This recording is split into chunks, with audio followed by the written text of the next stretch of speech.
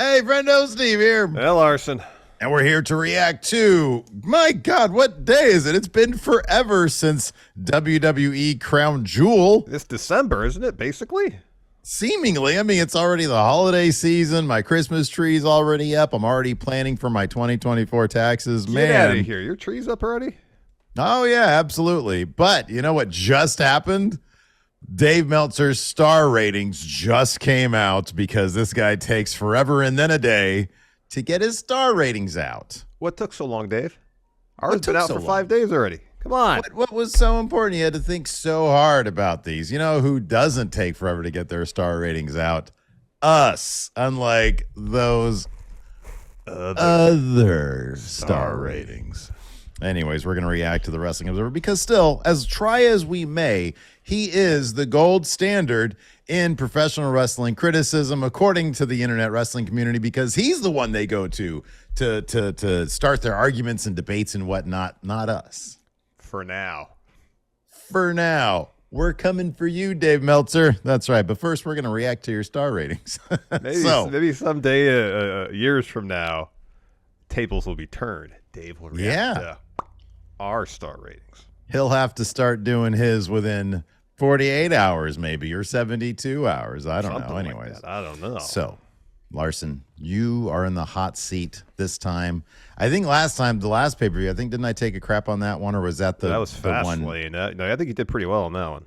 Okay, I it's just the historical one that I did bad. Yeah, the who was in the hot seat in the last one. I mean, you got the first one right, so. Okay, yeah, good. I don't know if it all went south from there, but at least the first one you got right. You know, I'll always have that, whatever it was. Oh, the last one was the one with Shinsuke Seth. I think the last one I did. You did really well. Where I did really, really well. You did really well. Right. Yeah. So you got a lot to live up to. Let's go ahead and dive into this. First up in the pre-show, we did watch it and we did rank it too, we did rate it. So Sami Zayn versus JD McDonough. This is what Dave had to say. The crowd was very hot for this. In particular, they liked Zayn more than anything else. McDonough took a bad-looking bump in the sense he didn't get high enough on a monkey flip but saved himself. McDonough had a huge welt on the left side of his body. The action was good overall. Zayn used an exploder, the haluva kick, and won with the Blue Thunder Bomb. What rating did Dave Meltzer give this match? Not a whole lot of editorializing there. Thanks, Dave. Not much help. Not much to go off of. It was a pre-show match. That was more than a lot of matches get sometimes. You know, I gave it 3. You gave it 3. Let's see if we're all aligned here. I'll say 3 stars. Do you get a point? No, you don't get a point for coming within a quarter of a star. No. That's on the other thing. Yeah. So, well, you would have gotten a point if it was the other thing. 3 1/4. He rated this higher than we did. I mean, it was fine. A rare occasion. All right, next up. Fine match. Seth Rollins pinned Drew McIntyre in 18 minutes and 23 seconds to retain the world title. Once again, he says, the crowd was hot for this. They were singing for Rollins. They didn't boo either guy. Let's see here. Oh, wow, he used some curse words. Rollins did a tope, but McIntyre caught him with an overhead suplex. Rollins landed on his ass. He said that in the newsletter. Ass. The announcers were questioning Rollins' moves with a bad back, forgetting that they were the same moves he's been doing forever, and the bad back is from 4 years ago. That's not part of the story, Dave. Yeah, that's not the story, Dave. Come on. Let's see. Watch the product at all. Here. Here we go. McIntyre hit another Claymore kick for a near fall. Rollins did another pedigree and curb stomp. He was very slow in covering, but still got the pin. Damien Priest came out to cash in, but Sami Zayn showed up, threw Priest into the post, took the briefcase from him, and ran away. The idea is without the briefcase, Priest couldn't cash it in, and Zayn screwed him. Of course, this makes no logical sense, but it's pro wrestling. Then after the match, they showed Rhea Ripley with McIntyre and teased very much McIntyre going full heel. You gave this 4 1/4. Yeah, you gave it 4. I gave it 4. What did Dave Meltzer give this match? I want to back up a little bit. Why does it make no sense that for Zayn to grab the briefcase and therefore Priest can't cash in? That's what he was saying, right? The idea is without the briefcase, Priest couldn't cash in and Zayn screwed him. Of course, this makes no logical sense, but it's pro wrestling. I mean, look, these people aren't carrying the contracts in their back pocket. It's in the briefcase. You need the contract. You got to... Anyways. Sidetracked, man. You're sidetracked. I know. If I could, I would go. I'd split the difference between us and say 4.125 stars. Doesn't work that way though. Right. Can't give 4 1/8 star for anything. Can't do it. I'm gonna say he was more in line with you. I'm gonna say 4 stars. 4.5. Again, Dave Meltzer's rating this WWE premium live event higher than us. Maybe he had a McGriddle in the morning too. Maybe it was this one cheat day of the year. Maybe. All right, well, let's go ahead. Going too well. Let's move on. Rhea Ripley retained the women's title in a 5-way over Raquel Rodriguez, Shayna Baszler, Nia Jax, Zoe Stark. The women, due to the laws, all had to be covered from the neck down. Okay. Do we need to talk about that every single time? Like, it's been, I don't know how many, 8 of these things so far. They always have to be covered from head to toe or from neck to down. Anyways, he continues. That's my editorializing. Most were wearing tight outfits. Dave's like, oh, man, they're wearing tight outfits. Oh, my gosh. The match was a collection of big moves by one person, and then a third person breaks up the pin or submission. They built Ripley versus Jax, and they started throwing punches. Jax hit the leg drop on Ripley, but Stark saved. There is also a spot for Ripley and Rodriguez to be slapping each other around. Let's see here. I'm trying to find any actual editorializing here. Since Stark was getting the next shot, normally you wouldn't want it. Oh, here we go. Rodriguez was pinning Baszler, and Ripley gave Stark the riptide off the middle rope on Rodriguez, who was covering Baszler, and Ripley then pinned Baszler. Since Stark was getting the next shot, normally you wouldn't want to do that. But even with Stark getting the next shot, they wanted to protect Jax and Rodriguez, so there you go. Pretty patterned match. That's the most editorializing he's done so far. I don't know if that means there is a pattern of the match itself kind of adhere to, which would be huge move followed by a breakup pin, or... I think he means nothing special. That's what I was going to say next. This was a pretty formulaic match. So you gave this 3 3/4. I gave it 4. What did Dave Meltzer give this bitch? 3.5. So close. 3 1/4. 3 1/4. So close. The story of me with these videos. I'm always just a little bit. Gosh, 0 for 3 so far. Not aligned. Not aligned yet. I got to focus. Focus your Katra. Let's get one here. Focus. Come on now. Here we have Solo Sikoa versus John Cena. Of course, Solo won this match. He says, the Meltzer says, the crowd was hot for this one. Cena worked on the right hand with the idea of taking away the power of the spike. They kept telling the story that Cena needs this win because he hasn't won a singles match since 2018 and the fans will lose faith in him. Cena's actual last singles was 9/29 in Sacramento over Dominic Mysterio. Televised match, Dave. If it doesn't happen on television, it doesn't happen. It doesn't happen. Sikoa did the running hip attack, belly to belly, description. They pushed. Cena had a 5-year losing streak, even though he had won 21 of his last 25. Cena kicked out of the spinning solo.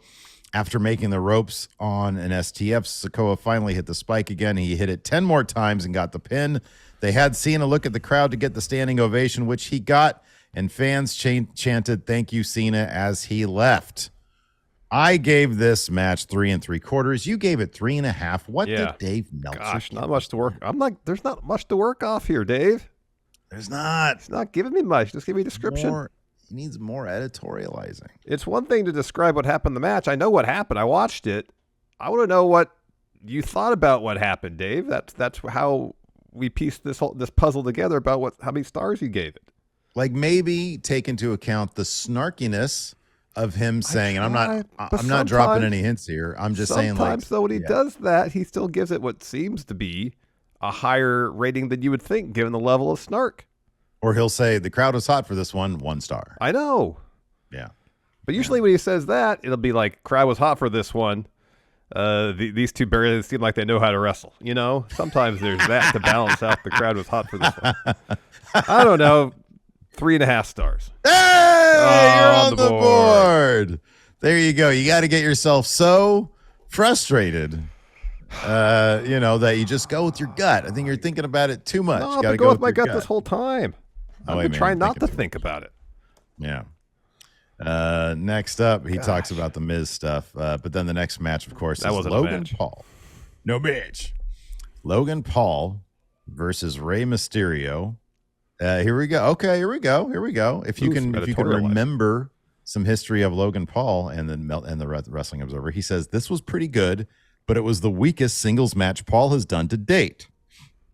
Paul pressed Mysterio overhead twice. Paul was basically copying legend spots. Copying, it's an homage, Dave, with the Ultimate Warrior splash and a Bruno backbreaker. You think the Bruno backbreaker was intentional from Logan Paul? Who knows? That's kind of interesting. Let's see here.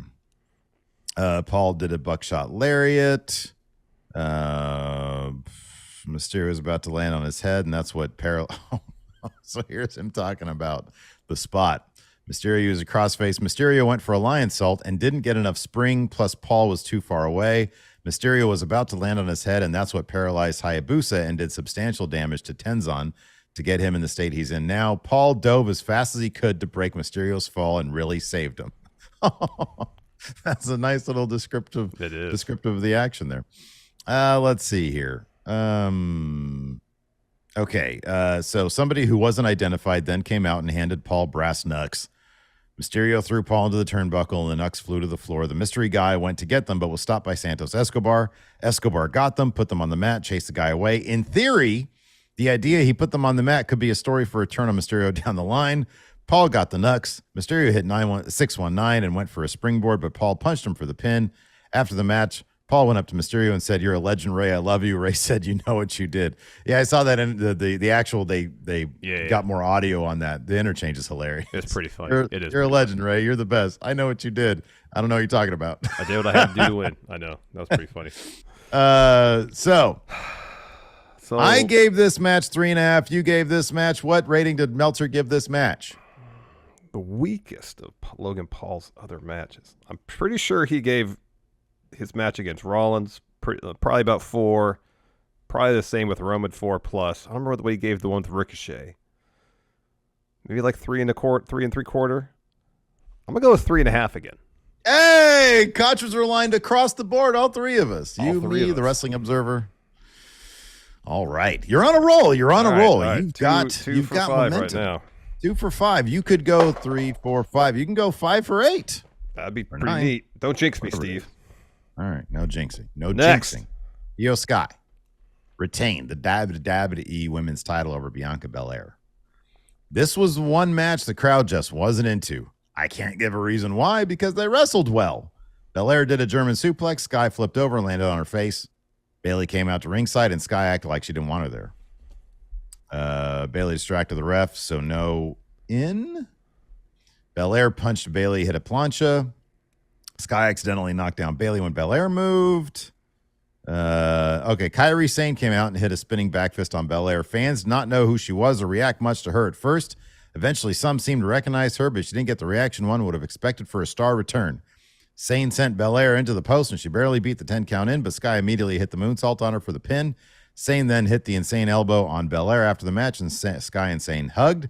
The idea was Bayley had no clue what was going on. Well, the idea was Bayley was freaked out because the person that she kicked out of the company came back and aligned with her. So that's actually the idea. So I gave this 4. You gave this 4. What did Dave give this? So the women's 5-way match, he gave 3.25, correct?